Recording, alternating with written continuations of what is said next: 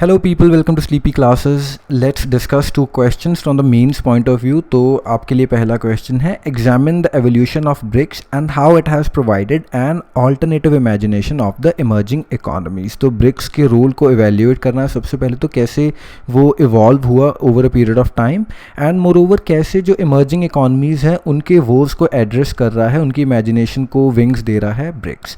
तो उसके बारे में थोड़ा बताएंगे. तो सबसे पहले तो आप BRICS की इंट्रोडक्शन में कुछ चीज़ें बता सकते हैं, जैसे रिसेंटली जो समिट हुआ 2018 में उसके बारे में थोड़ा बता दीजिए कि जैसे जोहान्सबर्ग में हुआ एंड मोरओवर 10th एनिवर्सरी थी, तो इसीलिए थोड़ा इंपॉर्टेंट है ये वाला समिट. मोरओवर अगर आप थोड़ी एवोल्यूशन ट्रेस करेंगे तो 20 years back when we go, तो जो लीडर्स थे Russia, India and China, RIC basically, तो उन्होंने एक रीजनल ट्रेड ऑर्गेनाइजेशन बनाने का आइडिया कंसीव किया. उसके बाद सब्सिक्वेंटली क्या हुआ, ब्राज़ील जब ऐड होता है तो ऑर्गेनाइजेशन का नाम बन गया ब्रिक. एंड जो इकोनॉमिस्ट थे गोल्डमैन सैश पर, उन्होंने बेसिकली ब्रिक टर्म को कॉइन किया था बैक इन 2003 एंड कुछ जनरल कैरेक्टरिस्टिक्स बताए थे इन कंट्रीज़ के. तो सबसे पहला तो जो कैरेक्टरिस्टिक था वो क्या था कि जो इकॉनमी का साइज़ है वो काफ़ी बढ़ता जा रहा है इन कंट्रीज़ की. उसके बाद जो ग्रोथ रेट्स हैं वो काफ़ी सब्सटेंशियल हैं इन कंट्रीज़ में एंड मोर ओवर जो पॉलिटिकल वॉइस है वो दिन बर दिन स्ट्रॉन्ग होती जा रही है इन कंट्रीज़ में due to the size of growing economies.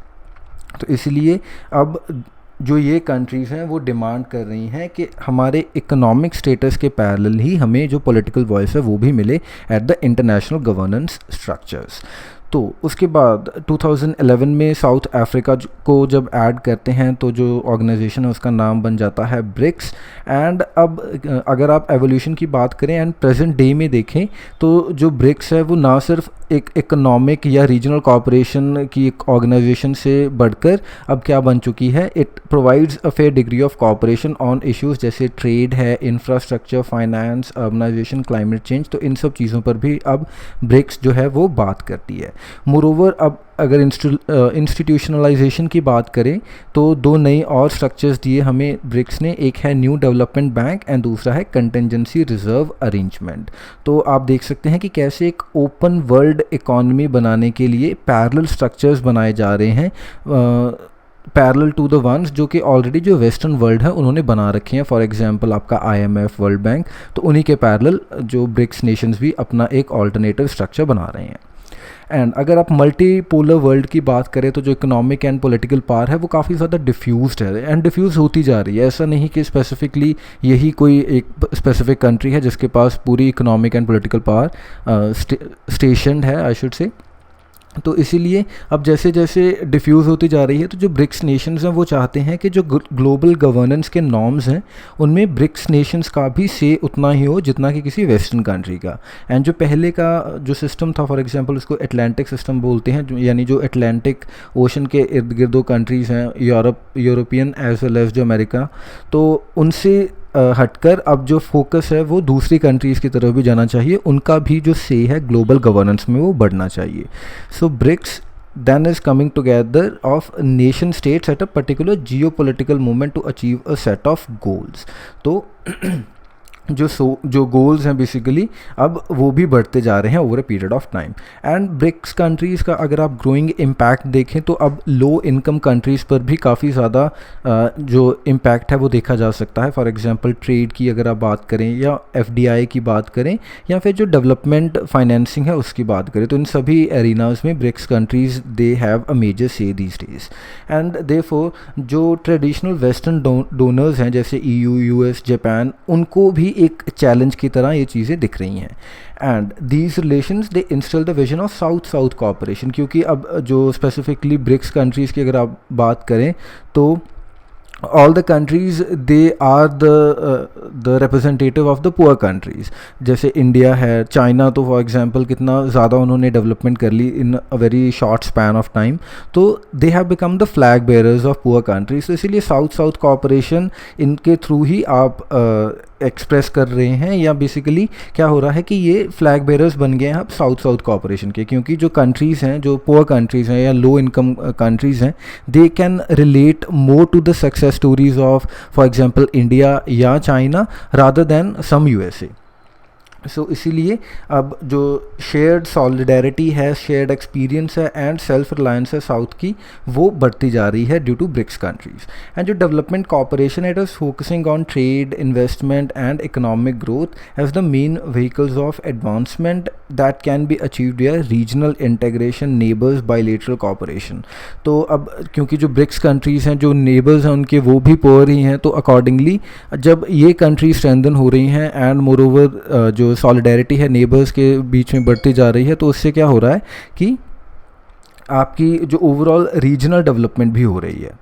जो कॉपरेशन है it also instils the principles of non interference and national sovereignty. तो जो ब्रिक्स कंट्रीज़ हैं वो तो खुद इन सब चीज़ों से उन्होंने एक्सपीरियंस किया हुआ है पहले, बारिंग रशिया, तो लेकिन रशिया को भी सिमिलर ही कैटेगरी में कैटेगराइज कर लेते हैं हम। एनीवे, तो अब नॉन इंटरफेरेंस की पॉलिसी रही है। फॉर एग्जांपल इंडिया का तो ये सबसे बड़ा ही स्टांस रहा है, जो हमारी पंचशील डॉक्ट्रीन है, तो उसमें भी हम नॉन इंटरफेरेंस की बात करते हैं, कॉपरेशन की बात करते हैं and respecting the national sovereignties of these countries. So that is why जो पुअर कंट्रीज़ हैं they can relate more with these countries, यानी ब्रिक्स कंट्रीज़। तो ब्रिक्स न्यू डेवलपमेंट बैंक को भी अब इन प्लेस कर दिया गया है for the south south cooperation. तो rather than getting finances from some IMF और वर्ल्ड बैंक, अब आप क्या कर रहे हैं कि फाइनेंशियल आर्किटेक्चर को ही, जो उसकी डिमांड्स हैं सदर्न कंट्रीज़ की, उनको उन गैप्स को आप एड्रेस कर रहे हैं by developing these new structures. Okay जी, तो अब अगर आप एवोल्यूशन, तो आप आई होप समझ गए होंगे कि कैसे एक जो इकोनॉमिक या एक रीजनल ऑर्गेनाइजेशन थी स्टार्टिंग में जो आइडिया कंसीव हुआ था, अब प्रेजेंटली आप देख सकते हैं कि मल्टीपल फेसेट्स में वो कंट्रीब्यूट कर रही हैं with the various countries. And BRICS they have emerge as alternative to the west dominated groupings and there are, लेकिन कुछ issues they still are there. So जैसे lack of traditional logic behind the coming together of these countries. तो कुछ ऐसे traditionally, although सभी countries they were poor at one point of time barring Russia, लेकिन अब कोई ऐसे ट्रेडिशनल लॉजिक नहीं बनता उनके इकट्ठा आने का, क्योंकि जो उनकी ट्रेडिशनल प्रॉब्लम्स थी वो सिमिलर नहीं थी। ओके, एंड मोर ओवर जो जोग्राफ़ी है वो भी काफ़ी ज़्यादा डाइवर्स है, दोनों जो पाँचों कंट्रीज़ हैं उनकी। For example they are located on the various different continents, तो जोग्राफिकल कंसिस्टेंसी भी नहीं है सभी के बीच में, एंड इकोनॉमीज़ भी काफ़ी डिफरेंट स्टेजेस पर हैं। फॉर एग्जांपल अगर आप रशिया की बात करें तो it is comparatively more advanced than the other countries, and China काफ़ी ज़्यादा कोप अप कर चुका है and it is the second largest economy in the PPP terms. उसके बाद इंडिया है, तो इंडिया स्टिल स्ट्रगलिंग लेकिन रनिंग स्ट्रॉन्ग। तो ऐसे डिफरेंट आप देख सकते हैं कि जो इकॉनमीज़ हैं वो भी सिमिलर लेवल पर नहीं है, एंड आइडियोलॉजिकल डिसोनेंस तो है ही है। आप एक तरफ कम्युनिस्ट कंट्रीज जैसे रशिया, चाइना, इनके साथ डील कर रहे हैं, उसके बाद डेमोक्रेटिक इंडिया है, सोशलिस्ट है लेकिन डेमोक्रेटिक है, and then we have South Africa and Brazil. तो जो आइडियोलॉजी है वो भी सेम नहीं है।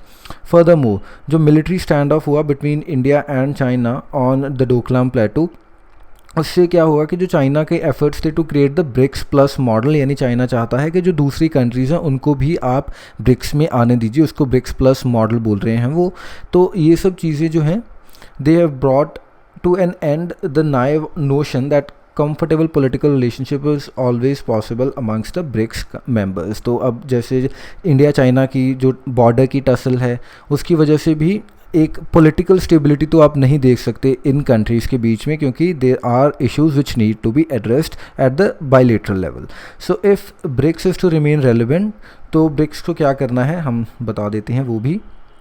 तो कुछ तरीके हैं। For example they must reaffirm their commitment to multipolar world that allows for sovereignty, equality and democratic decision making. तो ऐसा नहीं कि अब आपके पास अगर थोड़ी पावर बढ़ती जा रही है तो आप उसको कंसंट्रेट करना स्टार्ट कर दे, ऐसा बिल्कुल नहीं है। You have to respect the sovereignty of the other countries, and moreover जो डिसीजन मेकिंग है उसको और भी ज़्यादा डेमोक्रेटिक बनाते जाना चाहिए, रादर देन कि कुछ बड़ी इकॉनमीज़ ही अपना से रखें उनमें।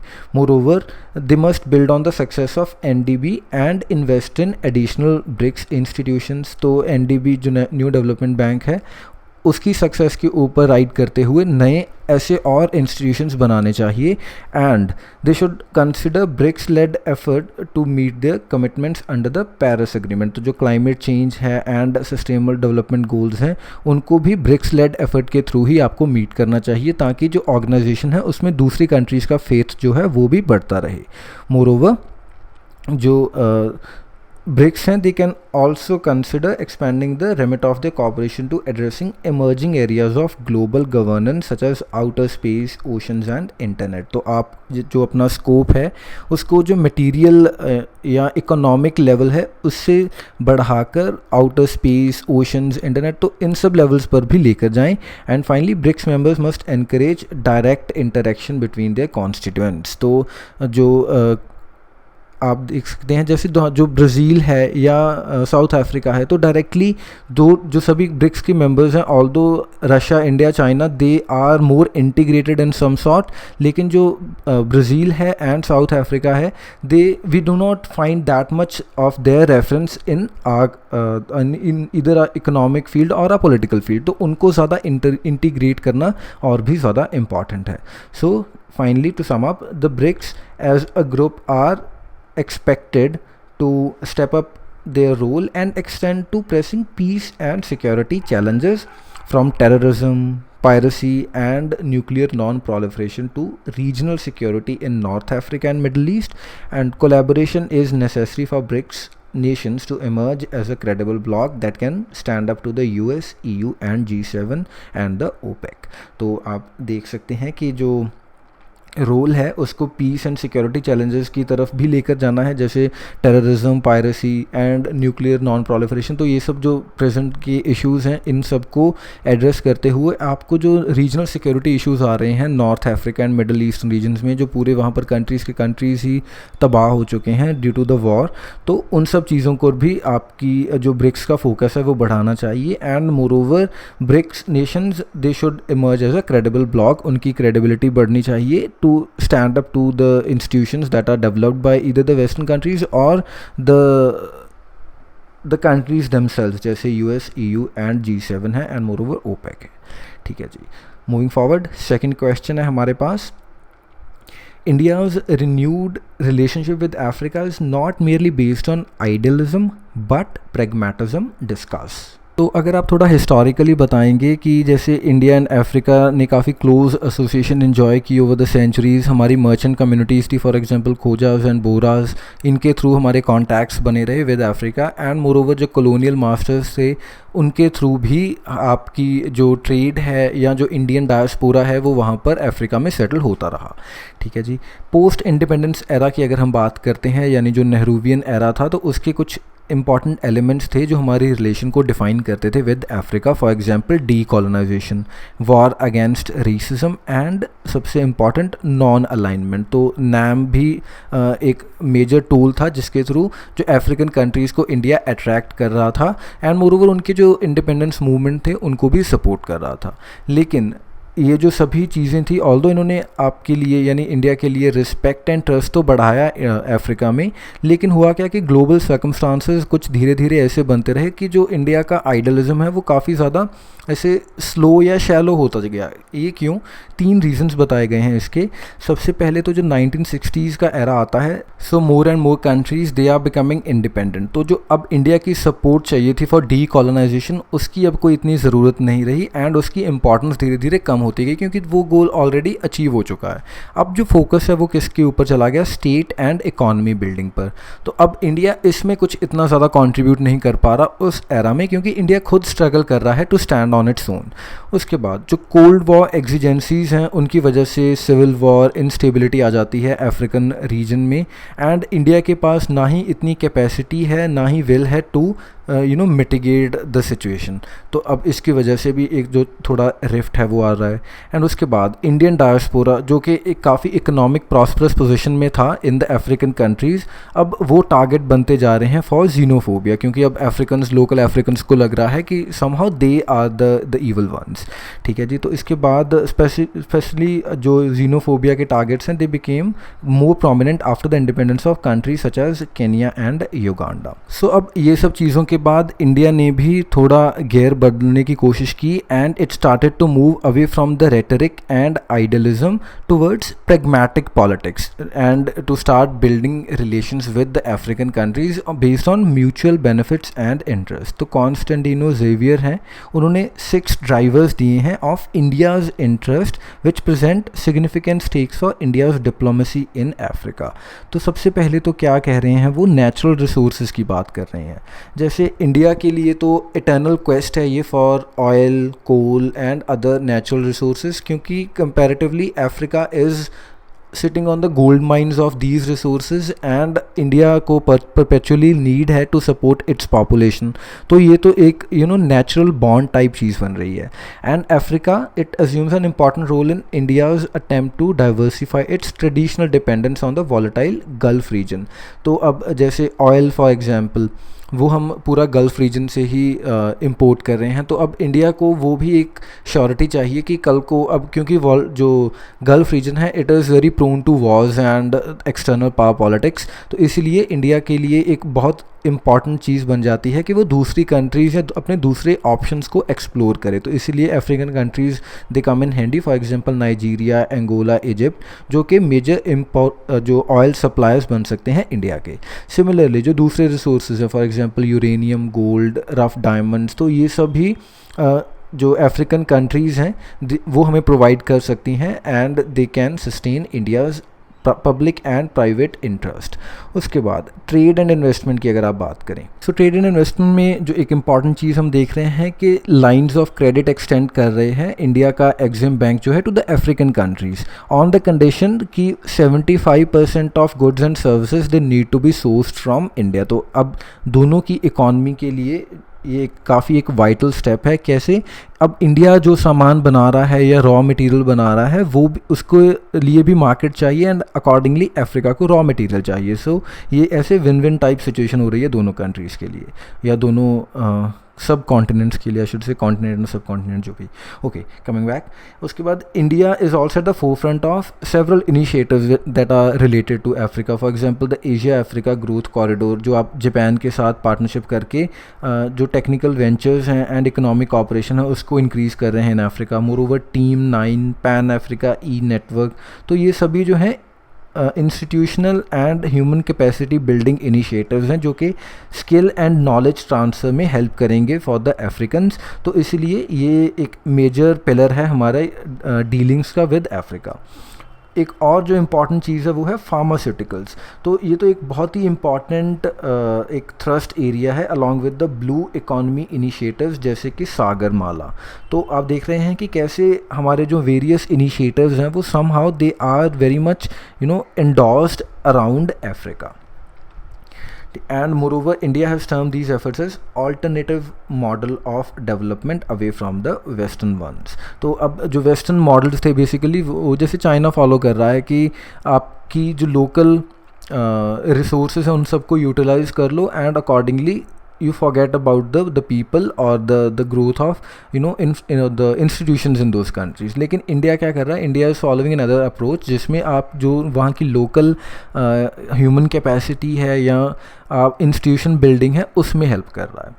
ओके जी, third point, geopolitics and strategic security backyard. अब अफ्रीकन कॉन्टिनेंट की जोग्राफिकल लोकेशन ही ऐसी है कि it has to be catered in secure trade and energy lanes. तो इसीलिए जो इन्वॉल्वमेंट है वो इम्पॉर्टेंट है. Moreover Indian Ocean and जो इसके वेरीड कनेक्शंस हैं one of the areas of cooperation. उसके बाद Indian Ocean naval symposium and Indian Ocean Rim Association, ये मल्टीलेटरल ट्रीटीज़ हैं and they are a way to engage with Africa. इसके साथ ही बाइलेटरल एंगेजमेंट भी है with the various African countries ताकि हम पायरेसी को या जो ट्रांसनेशनल क्राइम है उन सबको काउंटर कर सकें. In fact the 4th India Africa summit हुआ 2018 में. It was focused around deepening security engagement between the two countries. तो सिक्योरिटी या जो जियो पॉलिटिक्स है वो तो एक इम्पॉर्टेंट पिलर है ही है for the engagement between Africa and India. इसके बाद इंडियन एक्सपेट्रिएट्स एंड डायस्पोरा. तो जो अगर आप traditionally settled persons of Indian origin से मूव करके आगे देखें, सो एक इंक्रीज्ड माइग्रेशन हो रही है of Indian working population both skilled and unskilled to Africa, ताकि जो राइजिंग अपॉर्चुनिटीज़ मिल रही हैं इन द अफ्रीकन कॉन्टिनेंट उसको टैप कर सकें लोग। ठीक है जी। तो अब हो क्या रहा है कि इंडिया को क्या चाहिए, India needs to continuously engage to ensure कि उनकी जो हमारे डायस्पोरा है उनकी सिक्योरिटी एंड वेलबींग को हम इंश्योर कर सकें। फॉर एग्जांपल लीबियन क्राइसिस की अगर आप बात करें 2011 में, तो इंडिया का इवैक्यूएशन प्रोग्राम, या मोरोवर जो सूडान में अब जो संकट ऑपरेशन संकट मोचन, तो ये सब चीज़ें दे आर इम्पॉर्टेंट, एंड इसीलिए आपका जो डायस्पोरा है उनकी सिक्योरिटी भी इंडियन गवर्नमेंट की रिस्पॉन्सिबिलिटी है। So that is why we need to engage on this front as well. So at the same time जो NRIs हैं एंड जो डायस्पोरा हैं वो हमारे लिए इतने अहम क्यों हैं, क्योंकि वो एक तो आपकी कंट्री को रिप्रेजेंट कर रहे हैं दूसरी कंट्रीज़ में, and they play an strategic role in aiding the economic development of various African countries. तो वो अफ्रीकन कंट्रीज़ के लिए भी इंपॉर्टेंट है क्योंकि वो वहाँ पर इन्वेस्टमेंट लेकर जा रहे हैं। सो इसीलिए however there has been a rise in controversies as well as witnessed in the case of Gupta brothers under Zuma in south Africa. तो हमारे पास ऐसे कुछ एग्जांपल्स हैं जो कि कॉन्ट्रोवर्सीज भी क्रिएट कर रहे हैं, लेकिन again we have to maintain that balance.